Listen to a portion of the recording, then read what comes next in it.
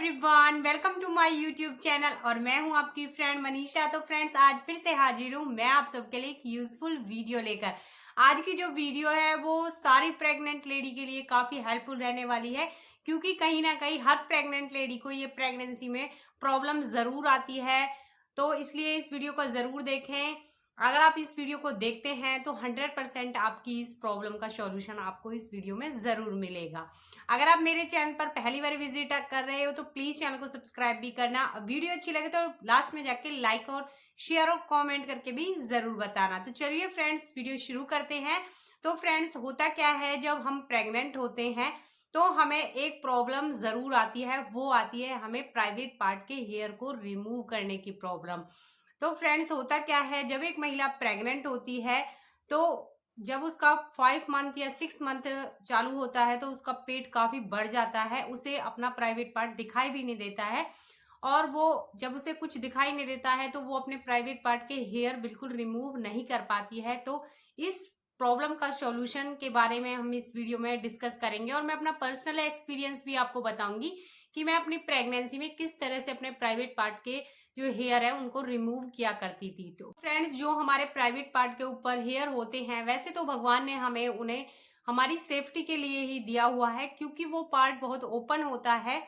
अगर उस पर हेयर नहीं होंगे तो हमारे जो प्राइवेट पार्ट है उसमें डर्ट जा सकता है, बैक्टीरिया जा सकते हैं और बहुत ज्यादा धूल मिट्टी उसमें जा सकती है, जिससे कि हमें इन्फेक्शन हो सकता है। इन्फेक्शन से बचाने के लिए ही भगवान ने हमारे प्राइवेट पार्ट पर इस तरह के हेयर दिए हैं। अगर हम इन प्राइवेट पार्ट को पूरी तरह क्लीन कर लेते हैं तो प्रेगनेंसी में हमें इन्फेक्शन का डर बहुत ज्यादा रहता है। तो आपको ज्यादा अपने हेयर को रिमूव नहीं करना है, चाहे तो आप अपने हेयर्स को ट्रिम कर सकती हैं। अब बात करते हैं प्रेगनेंसी पीरियड की। तो फ्रेंड्स, जब हमारा तीसरा महीना चल रहा होता है तो डॉक्टर्स हमारा एक 2 फिंगर टेस्ट करते हैं और अल्ट्रासाउंड भी वजीना के द्वारा करते हैं। तो हमें झिझक सी होती है कि हमारे प्राइवेट पार्ट पर हेयर है, हमें टेंशन हो जाती है कि हम डॉक्टर को किस तरह से फेस करेंगे। डॉक्टर हमें कहीं ये ना कहे कि ये क्या है, आपके प्राइवेट पार्ट पर इतने हेयर हैं, आप बहुत ज्यादा शर्म महसूस करती हैं। तो फ्रेंड्स, आपको बिल्कुल भी शर्माने की जरूरत नहीं है, क्योंकि डॉक्टर्स भी आपकी तरह औरतें ही होती हैं और उनका भी सेम पार्ट ही होता है जैसा आपका है, उनके भी हेयर आते हैं। तो इसमें आपको घबराने की बिल्कुल जरूरत नहीं है कि आपके प्राइवेट पार्ट पर हेयर है तो आपको शर्माने की जरूरत है, या फिर ऐसा बिल्कुल नहीं है। आप चाहें तो जब भी आप अपना अल्ट्रासाउंड कराने जाएं या इस तरह का टेस्ट कराने जाएं तो आप अपने हेयर को ट्रिम कर सकती हैं या फिर रिमूव कर सकती हैं। जब हमारा तीसरा महीना चल रहा होता है तो हमारा पेट इतना बड़ा नहीं होता है, हम आसानी से अपने हेयर को रिमूव कर लेते हैं।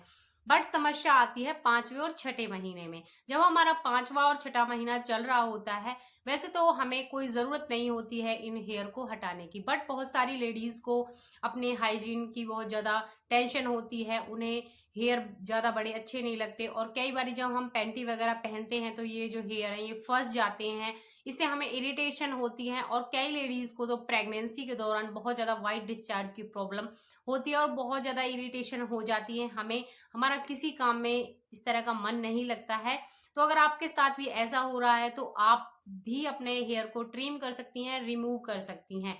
आप किस तरह से कर सकती हैं? तो फ्रेंड्स, आपको क्या करना है, आपको अपने प्राइवेट पार्ट को वॉशरूम की जगह अपने रूम में ही रिमूव करना है, क्योंकि वॉशरूम में इतना स्पेस नहीं होता है कि आप अपने जो पैर हैं वो फैलाकर बैठ जाएं, और इतना बड़ा मिरर भी नहीं होता है वॉशरूम में। तो है, सबसे पहले आपको एक कंफर्टेबल स्टूल लेना है जो एकदम से आप उस पर जम कर बैठ जाएं, क्योंकि इस कंडीशन में आप नीचे तो बैठ नहीं पाएंगी। तो आपको एक थोड़ा सा ऊंचा स्टूल लेना है, उस पर आपको बैठ जाना है। चाहे तो आप एक छोटी चेयर भी ले सकती हैं कंफर्टेबल, जिस पर आप अच्छे से बैठ जाएं अपने पैरों को फैलाकर। आपको उस स्टूल को या चेयर को अपने एक बड़े मिरर के सामने रख लेना है। आपके रूम में या तो ड्रेसिंग जो मिरर होता है उसके सामने रख लेना है, या फिर कोई दूसरा मिरर हो उसके सामने आपको स्टूल रख लेना है और उस पर आपको अच्छे से बैठ जाना है और अपने पैरों को फैला लेना है, जिससे कि आपका प्राइवेट पार्ट मिरर में आसानी से दिखे।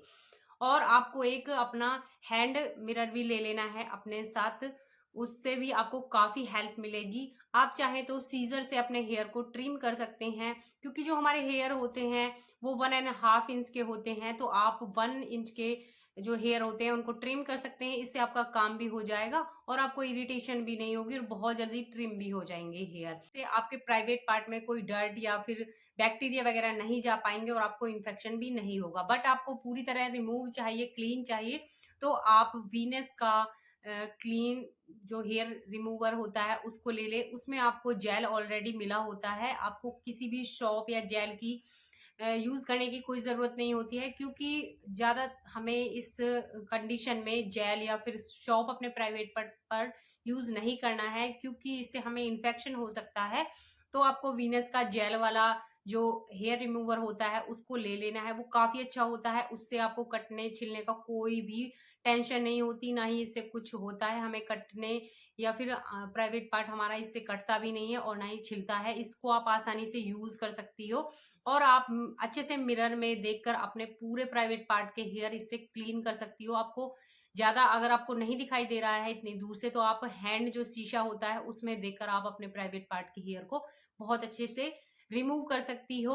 और अगर आप ट्रिमिंग करना चाहती हो तो आप वीट का ट्रिमर भी ले सकती हो, ये भी बहुत अच्छा होता है। इससे भी आपको कोई भी कटने का डर नहीं रहता है। और आप मेरी माने तो आप अपने हेयर को ज्यादा ट्रिम ही करें, ज्यादा क्लीन ना करें, क्योंकि जो हमारा प्राइवेट पार्ट होता है वो काफी सेंसिटिव होता है।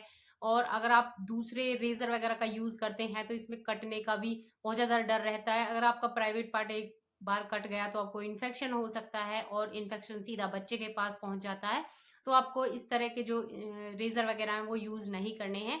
आप चाहे तो सीजर्स, छोटी सीजर आती हैं, उनसे अपने प्राइवेट पार्ट के हेयर को ट्रिम कर सकते हैं। इससे आपका काम भी हो जाएगा और आपके जो हेयर हैं वो रिमूव भी हो जाएंगे। फ्रेंड्स, इसी तरह से मैं अपनी प्रेगनेंसी में अपने प्राइवेट पार्ट के हेयर को रिमूव करती थी अपने रूम में ही, और अपने रूम को पहले अच्छे से लॉक कर लेती थी। उसके बाद मैं मिरर में देखकर अपने प्राइवेट पार्ट के हेयर को रिमूव कर लेती थी। तो आप चाहें तो आप भी इस तरह से कर सकते हैं। फ्रेंड्स, कई लेडीज के मन में ये होता है, वो लेडीज मतलब कि जब उनकी प्रेगनेंसी होती है वो अपने हेयर को रिमूव नहीं करती हैं, उन्हें सही रहता है, वो कंफर्टेबल रहती हैं उन हेयर के साथ में, उन्हें कोई इरिटेशन नहीं होती है। बट जब डिलीवरी का टाइम आता है तो वो घबरा जाती हैं कि कहीं डॉक्टर हमसे कुछ बोल ना दे कि आप हेयर भी रिमूव नहीं करके आए। उन्हें बहुत ज़्यादा शर्म आती है। तो आपको शर्माने की कोई ज़रूरत नहीं है। अगर आपके प्राइवेट पार्ट पर हेयर है, जब आपकी डिलीवरी डेट दी हो उससे आपको 5-6 दिन पहले या हफ्ते पहले अपने हेयर को ट्रिम कर लेना है। उसके बाद अगर आपको हेयर आते भी हैं तो शर्माने की कोई ज़रूरत नहीं है। डॉक्टर्स के पास जो हेल्पर होते हैं या फिर नर्सिस होती हैं वो डिलीवरी से पहले आपके जो प्राइवेट पार्ट के हेयर है उनको अच्छे से क्लीन कर देती हैं। मेरे साथ भी ऐसा हुआ था। फर्स्ट प्रेगनेंसी में मैंने अपने जो हेयर थे वो 1 वीक पहले ट्रिम कर लिए थे, बट वो फिर से आ गए थे जब मेरी डिलीवरी हुई। तो बहुत ज़्यादा पेन आने लगे, तो मुझे बिल्कुल टाइम नहीं मिला इस तरह से अपने हेयर को रिमूव करने का। जब मैं डॉक्टर्स के पास गई तो जो हेल्पर्स थे उन्होंने मेरे हेयर को बिल्कुल क्लीन कर दिया था और मुझे कोई भी शर्म नहीं आई थी। तो आपको भी नहीं शर्माना है, क्योंकि हर लेडीज के ऐसा ही होता है, हर लेडीज का प्राइवेट पार्ट होता है, हर लेडीज को हेयर जरूर होते हैं। तो आपको बिना टेंशन के अपने डिलीवरी के लिए जाना है और बिल्कुल नहीं शर्माना। एंड में जो भी आपकी टेंशन है आपको बिल्कुल टेंशन नहीं लेनी है, क्योंकि प्रेगनेंसी में तो कहा ही जाता है कि आपको प्रेगनेंसी के दौरान बिल्कुल भी टेंशन नहीं लेनी है, क्योंकि जो टेंशन जो लेडीज लेती हैं उनके बच्चे एकदम से हेल्दी पैदा नहीं होते हैं। तो आपको इस बारे में बिल्कुल टेंशन नहीं लेनी है। तो फ्रेंड्स, ये थी मेरी कुछ छोटी सी इन्फॉर्मेशन। आई होप आपको मेरी ये इन्फॉर्मेशन अच्छी लगी होगी। इन्फॉर्मेशन अच्छी लगी तो प्लीज़ वीडियो को लाइक ज़रूर करके जाना।